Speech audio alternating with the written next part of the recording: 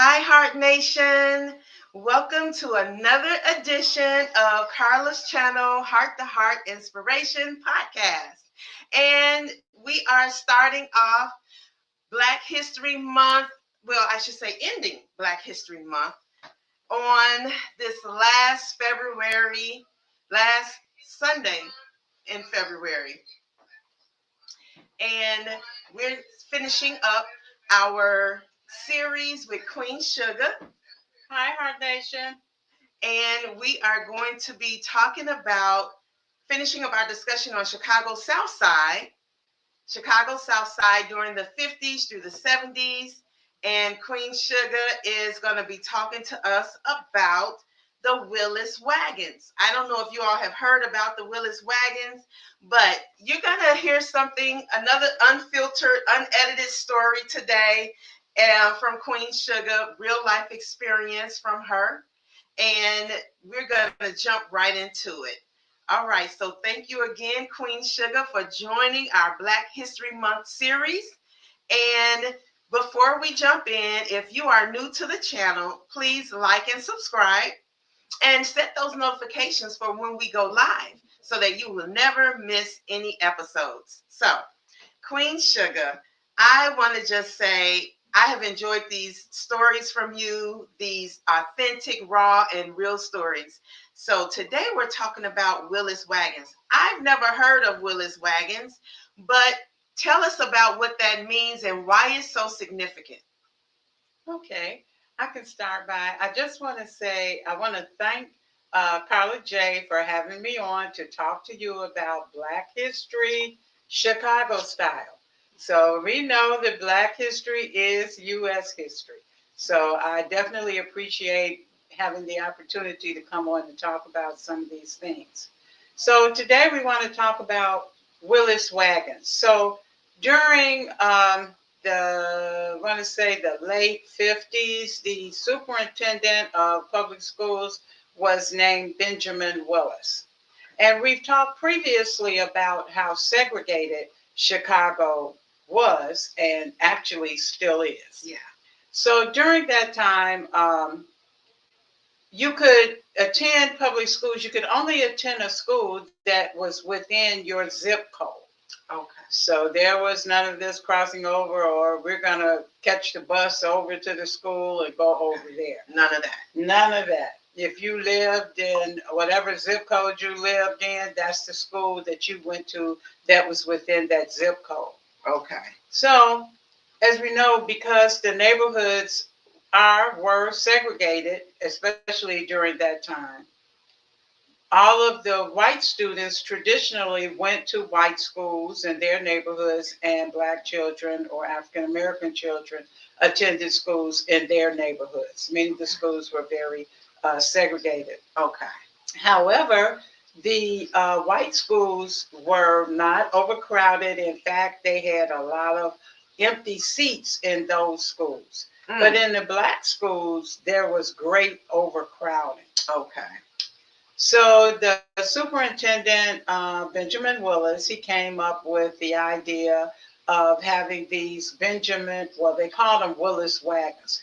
But actually what they were trailers. Okay, so wait 1 minute. Mm-hmm. Okay, so let me just recap that. So the public schools, one system, but it was divided by zip code. So if you lived in whatever zip code you lived in, you had to go to that school. It wasn't like it is today where you have busing and things to go to other parts of town, things like that. So the Black schools were overcrowded.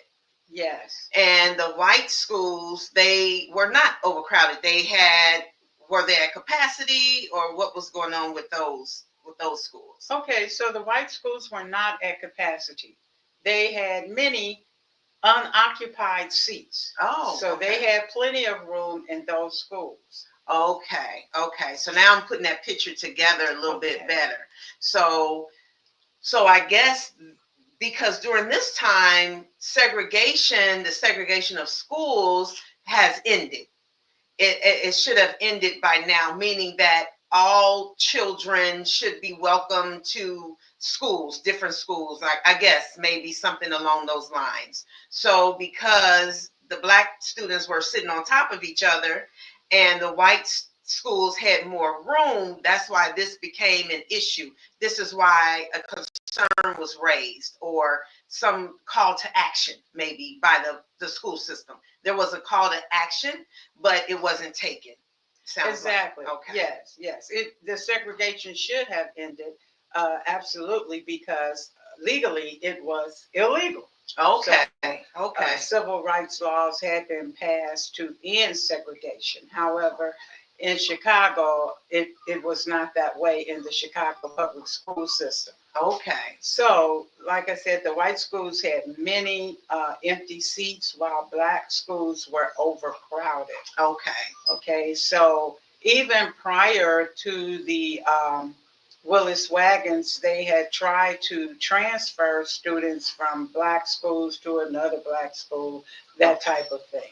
Okay. But during this time, I want to say Benjamin Willis. I don't know if he was a doctor or not. I almost said Dr. Willis, but I'm not sure. But anyway, Benjamin Willis, who was the superintendent at that time, came up with these trailers that he had, or that were placed on the school grounds outside of the school buildings. Okay. So these trailers were placed on the parking lots or whatever open ground that was around the schools. Okay. And thus they were named Willis Wagons because the superintendent was Benjamin Willis. Okay, so they're named after him. Yes, they're named after him. So mind you, these are not attached to the school building, so there's no heat that's coming from the school to those trailers. Okay. So these children are placed in there. They go in there. It's like no room really. It's very close quarters in there. So he came up with these trailers as opposed to allowing black students to go to attend the white schools. Absolutely. So he said, no, segregation is over. But in Chicago, we're not going to integrate children in the schools yet. What we're going to do is allow the white students to still have all of this room in their classrooms, and we're going to put you all in trailers. Okay. Yeah. Put them in trailers outside of the school buildings. Okay. No heat. Heat. No AC in the. I don't know if there was AC and all that during that time, but anyway, you're in these trailers. Okay. Right, not in the trailers. They had to. The teachers had to come up with very innovative ways to provide the heat and cooling for these students. Now, mind you, this is very close quarters as well. Okay. So when you step up in the trailer, you just see all of these kids sitting together. So usually a classroom size during that time was easily like 40 students. Okay. So you could just imagine. It wasn't a large trailer, but a lot of kids in that trailer. Okay. So, kids are sometimes even, in the school building are active, Right. So it was kind of cramped quarters there. Right. And it wasn't just one wagon or trailer that was on the grounds of schools. A lot of these schools had multiple trailers that were on the school grounds. So it kind of looked at like, a trailer, I don't want to say trailer home, but, where you can camp, like if you're going on a trip, you can park your trailer on these certain grounds for a while. So it was like that. So it was multiple trailers there. The kids had to climb up into the trailer, first of all. So I had the opportunity, one of my sons was actually in one of the Willis Wagons. And I had to one day I had to actually go up to the schools. They were having something up there. And I entered the trailer. Okay. Or the wagon. Let me tell you, those steps were not steady. They were really unstable. And then when I got up into the trailer to just look out at the children, at these tables or makeshift desks that they had, and it wasn't very light. It was kind of dark and a little dingy. So it wasn't an opportune or nice, happy place Okay. for kids to learn. Wasn't conducive to learning. No, I would say Okay. no. Okay. Okay. So what happens now? You go to the school or to the trailer. You're in there. Did you have any interactions with the teacher, the principals, or what made you go there? What happened? Tell us. Give us the tea. Well, it wasn't anything disciplinary like that. I don't remember exactly what it was. I had to go up there and maybe talk to the teacher about an upcoming event or something like that. Okay. So I had went up there for that. But it was not just at this one school. This was all over the south side of Chicago. I know it wasn't just that one school. Okay. So many schools, and there are a lot of schools on the south side, Yeah. but they all had the Willis Wagons outside. Okay. Yeah. So parents weren't too excited to have their children placed in these Willis Wagons, but there wasn't another option at that time. Okay. Okay. So we all in here. What happens next? What happens that sparks this outrage? Because it seems like, based on the readings of what happened, there were some boycotts that happened. What sparked this? What happened? So I believe Dr. Martin Luther King became involved, or in this event of the Willis Wagons, and so he started to speak with leaders in Chicago. Okay. And so there was a boycott organized for the Chicago Public Schools. Wow. So this was a big event. There were thousands of people, students and adults alike, that were going to participate in this protest, if you will, against the segregation in the Chicago public schools. Okay. So they were all, people were very, because this is again during the era of the civil movement, right, quote unquote. So people were kind of feeling invigorated and ambitious that this was going to really be successful. Okay. In alleviating the overcrowdedness in Black schools. Okay. So they were, I remember seeing some newscasts of students being interviewed and asked if they were going to participate in the boycott. And it was good to just see students. They really wanted to go to school. Okay. They wanted to go to school. Okay. So they were looking forward to, having better learning conditions. Okay. So they were looking forward, so they interviewed them. So they were going to have the boycott. They set the date. There were different little chants that had been devised. 2, 4, 6, 8. We don't want to segregate. Oh, wow, I like that. Yeah. 2, 4, 6, 8. We don't want to segregate. Okay. Right. So they were really looking forward to having the schools desegregated. Okay.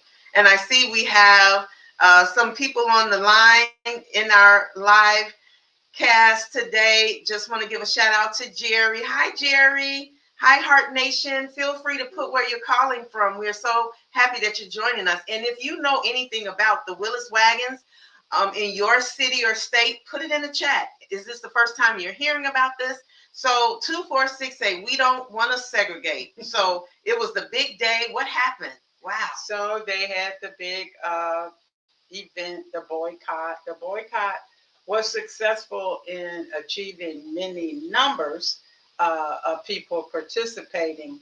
However, it did not end the Willis Wagons at that particular time. Oh, wow. Okay. So it wasn't until some years later that they actually were moved or abolished or taken off of the school grounds. Okay. And so then they had what was known as a busing program. Okay. Now we're getting somewhere. Okay. Yes. So with that, there was a certain criteria that the children had to meet to be eligible to be bused, over to some of these white schools. So, they had to have a certain grade point average, Okay. no discipline problems, things like that. Okay, because you're not coming over here, riffraff. If you riffraff, you're not coming over here. We only want the elite to come to our white schools. Okay, I can kind of see that, but it was a school nonetheless. So it's like I see that controversy there. Okay. Right, and it wasn't. It was kind of scary a little bit, because remember these are children, right? And they weren't going to be met with a great welcoming committee. Absolutely, and I don't know if this was during this time was after the four little girls who had went to the schools, who had integrated into the schools. I don't know the history of that timeline, but remember when the president has stated, these schools were going to allow the black students, it was like to go in, and they were met with resistance. And this, remember, audience, this is the civil rights movement. People were not kind to black people, not even children. We remember the story of Emmett Till, right? So they were not kind. Didn't matter if you were a child, you were still a black person, a nigga, okay, is what they called during that time. And so it might sound a little harsh, but those were the facts, right?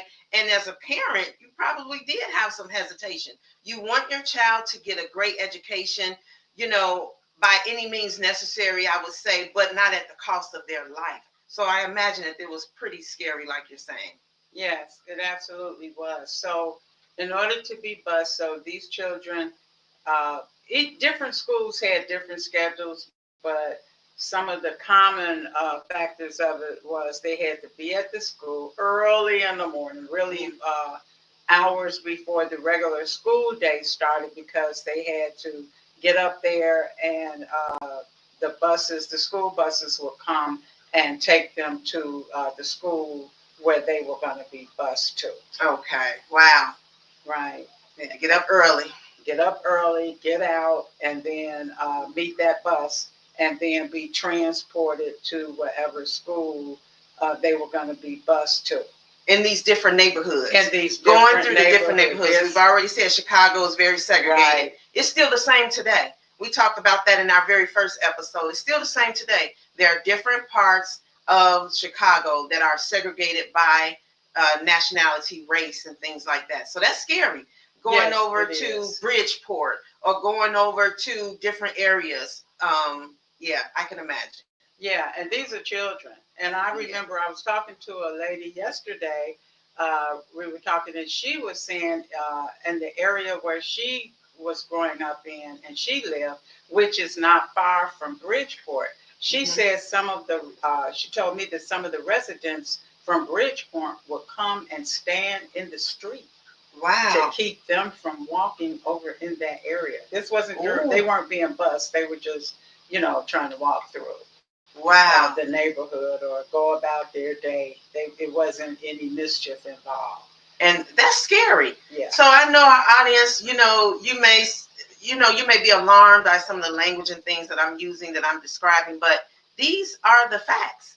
This is unedited, unfiltered information that you're receiving. And this is what was happening to our children, to our families, our mothers, our fathers, sisters, brothers. This was happening. Our lives were in danger. So this wasn't just something, easy, or something about Black people didn't want an education.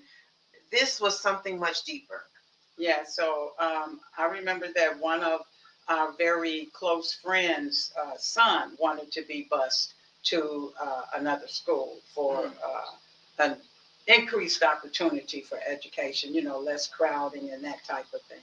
And let's not forget that, Black schools don't receive the same amount of supplies or that type of thing as the Black schools do. Right. So that's one thing right there. We can talk about it and say what you want to say, but the fact is, a lot of times the Black schools don't receive the funding or have all of the opportunities or have the elite staff, Mm-hmm. things like that. So that's something worth mentioning as well. Yes. So he really wanted to be bused.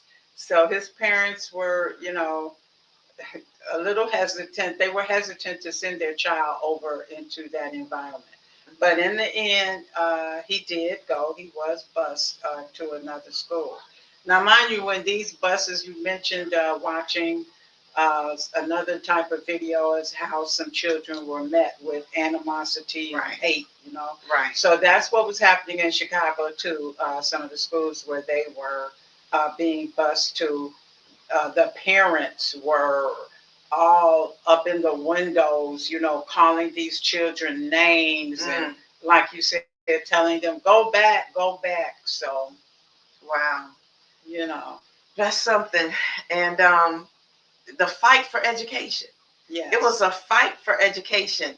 And regardless what people say, Black people, want to be educated as well.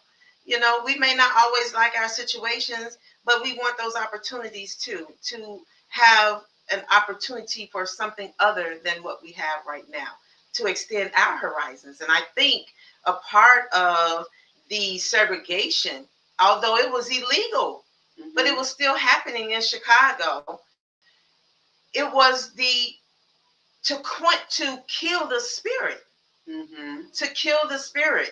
You're not equal with us. You shouldn't be here with us. We don't have to open our doors to you because we're not overcrowded. Stay on your side. And that's still real today. It's still real today. We have busing and things like that, but that's one of the fights around education, is that magnet schools are sometimes in other type of neighborhoods, or all children they don't get the same education in those magnet schools, because the magnet schools get higher funding. They get different types of funding and opportunities for the students that the regular community school don't receive. And so you can have someone in your neighborhood going to a magnet school, receiving all types of opportunities, but the person that's in the neighborhood school is not. And they could be neighbors. Why? Because there's the funding is different. There's that discrimination, based on test scores and things like that. Right. So we do have a comment in the chat. Hi, Shanice. Thanks for joining. Hi, Tiffany. Thanks for joining. Tiffany says the fact that it was illegal and still happening is mind-blowing. Yes, yes. It was. It wasn't being regulated. And that's why they were able to get away with this. Absolutely. And absolutely. Doris says, hi, Heart Nation, tuning in from California. Hi, Doris. Good to see you. So, yes, it was mind-boggling. So your friend, he went there. He got his education. The Willis Wagons were eventually taken away. The busing, what happened after that? Okay, so one of the things, remember, we had that segregation with the schools where you could only go to a school that was in your zip code. But during this time, or all this is happening, during the same time, a little bit further, but actually there was what was called redlining as well. I've heard of that. Okay. Yeah. So that's another way to segregate people. Yes. And what is that? Tell us what redlining is. So redlining is, let's say, if they would call what they would have like a red line encircling certain geographic areas. Okay. So let's say I wanted to move, we talked about Bridgeport before. Okay. So let's say if I wanted to rent or buy in the Bridgeport area, that's a red-lined area. Black folks can't move over there. Oh, that's what that meant. Okay. Yeah, so you aren't going to be able to buy a home over there. They aren't going to just come out and tell you that you can't buy a home there, but they're going to come up with these reasons to disqualify you or that type of thing. So the red line was basically kind of unspoken but spoken. Right. This is the area and things like that. And so that's been on a lot of other documentaries about the redlining and different ways of discriminating against different races, right? Yes. So you couldn't live in those areas. you couldn't buy homes, but they wouldn't tell you, right? No, Or, they didn't say that was the right. reason. They would give you another Or it'd be reason. priced too high where you couldn't afford it. Yeah, you know, but you know, it was a false price. It was a false price. Lying. Exactly, false price. Or we'll come up with some reason why you couldn't move over there. Okay, yes. okay. And then on the reverse side, so you couldn't move into those areas. So then on the reverse side, you may have a red line around the area, let's say the Inglewood area in Chicago. So what that means is that you aren't going to be able to purchase any car insurance for your car, even though you live in that area. You aren't trying to move into a desegregated area, just in your own area. But they will not sell it to you, or as you mentioned before, if they do sell it to you, it's going to be at an astronomical price. Right. And so this is another way that Black people have been systematically placed in debt, placed in higher debt. Oppressed. Okay, oppressed. Oh, that's such a good word. Oppressed, because your house it costs more, or your life insurance. I know the stories of the life insurance man coming to the doors, coming to the neighborhoods, and there's been documentaries on this that years later was found to be that they were overpricing the Black people. They were selling their insurance to them at much higher prices than the white people. You know, car insurance being higher in those redlining areas. And it's just really so interesting of how history just went on like this. So what else happened? So in view of those things, the redlining, Martin Luther King became involved again. And so he moved his family over on the west side in one of the depressed areas. I'm not exactly sure of the exact area, but I believe it was on Hamlin Street, somewhere over in that area. So he came. He moved his family. He moved his family here for the boycott, or to help Chicago. Right. I do remember seeing a documentary with the Reverend Martin Luther King Jr. saying that Chicago was one of the most racist cities he has ever visited, even more so than the South. He said that. He said that. Wow. So I didn't know he had moved here though.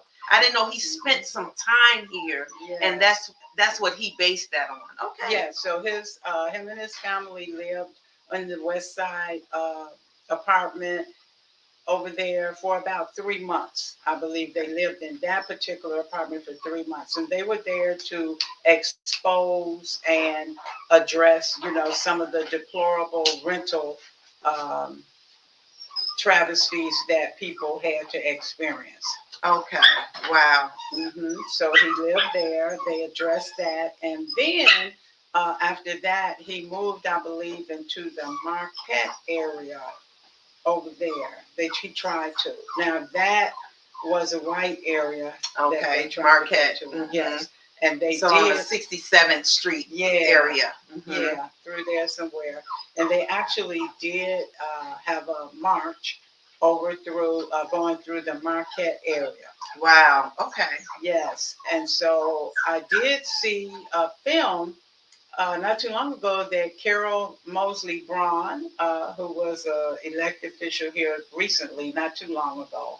Okay. Right. Where she was a young teenager that participated in that march with Martin Luther King over there in Marquette Park. Oh, wow. Okay. And she said that she remembered marching, and that the protesters were, harassing them, and they actually were throwing rocks and different things at them as they marched peacefully, because as you know, Martin Luther King was all about the nonviolence. Right. So she said she remembers that seeing Martin Luther King get hit in the head with a rock. And she said she wanted to pick up the rock and throw it back. In fact, she was. But she said that Martin Luther King did not do that. He simply took a handkerchief from his pocket and put it to the back of his head, and he just kept on marching.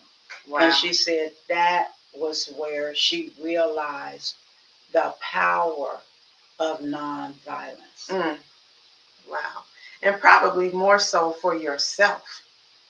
Yes. to keep yourself in control and in check, because the violence that people inflict upon you, when you meet that back with violence, sometimes when you meet that back with violence, you really can set a trap for yourself to Mm-hmm. not be successful or to not reach your goals. So, Queen Sugar, we are just about to wrap up soon, but I want to ask Heart Nation out there. Heart Nation, how do you feel this Black History Month series has been? What has it done for you? Have you learned anything that you didn't know before, or learned some nuggets that you can tell your family and friends about? Drop us a line. Let us know what you think. And if you had any of these things happening in your city, or you heard stories like these before, let us know. Put it in the comments. We would love to hear it. And today these discussions continue, right? The discussion about equality, Yeah. they continue. Equality is not about just about giving somebody access to a school. It's about making sure that they have the opportunities to feel welcome. They have the opportunities there to experience the same type of love and care and high expectations as everyone else, and not being made to feel like you're different. And so we're still fighting for equality. And I know some people don't understand that. We're still fighting for equality, equal access, equal rights. And there is a difference when, and people may say, oh, it's because the Black people, they don't do enough of this, they don't do enough of that, they should pull themselves up by their bootstraps. We've heard that. And there are many people who try to. But there was also a study, I believe Oprah did it, and they took students from different areas of the city and they walked to school, right? The students who walked to school in some of the neighborhoods where it was vacant buildings, where it was a lot of homelessness, Mm-hmm. they felt down uh, before they even got to school, right? It's a mental thing. And some of the students who had pretty houses, flowers, things like that, their mood was more upbeat. So there's still this fight. And sometimes life just sends you those curveballs, and that's where you land, right? But the solution is not ending programs and things like that that benefit the minority. That's not the solution. The solution is finding the root cause and trying to do something about it, and making those doors open for people and the opportunities open. And sometimes it takes a little bit more than just pulling yourself up by your bootstraps, right? So that's what we're fighting for still today, because Black history is America's history. The more all of us feel equal, feel welcome, the better our nation will be, because that inferiority is not there. We're all one nation under God, right?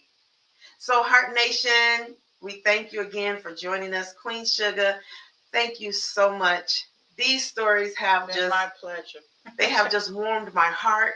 And you'll find some of these stories in the history books, but you won't find them like Queen Sugar has told them, because they're unedited, they're unfiltered. And she's told me these stories long before they were ever in the history books. So there are people out there telling these stories, and people are putting them in documentaries, they're putting them on the big screen. And so, you know what?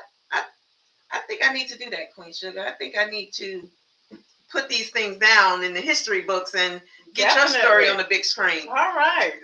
Doris says, oh, yes, I have learned how strong we are as Black people to keep going.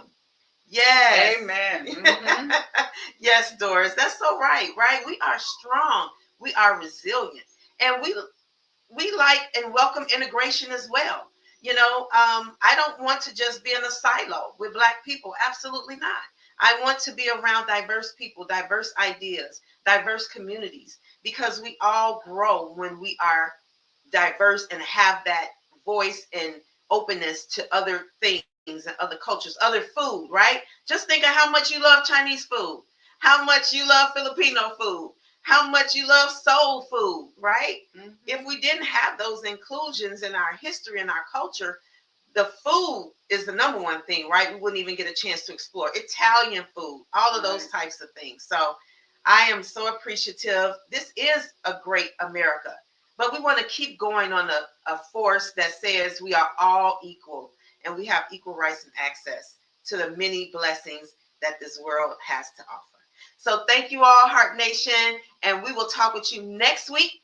Don't forget to subscribe and follow. And starting in March, we're going to be discussing a movie. We're going to have a movie chat and some more things going on. So don't forget to check on my Facebook page for the updates about the things we're going to be doing in March. And until then, you all stay loving and stay loved.